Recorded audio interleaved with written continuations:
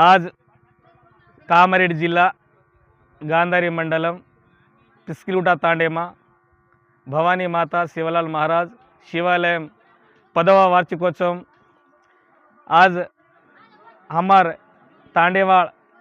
आज घरे घरे ने चंदा करन सारी निजामाबाद जिला फर फरताणे नायक कारबारी डाव संगमेती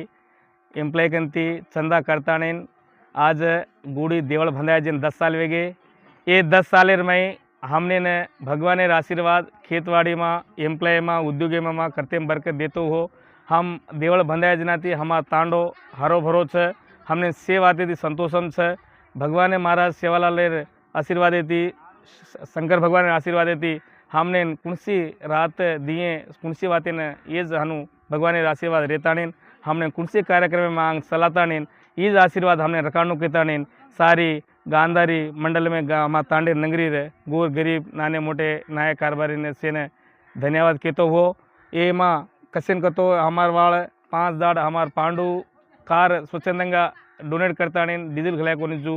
5 दाड़ 3 राष्ट्र में फर फरताने महाराज ने कलश चढ़ाया सर वेला कीधे महाराज आयो फस्टू हमार तांडेवाड़ ये भगवान देवड़े वनाती हमने कुणसी बातें थी साई वेरो छे भगवान आशीर्वाद हमने हनुद रेणु कहते हो।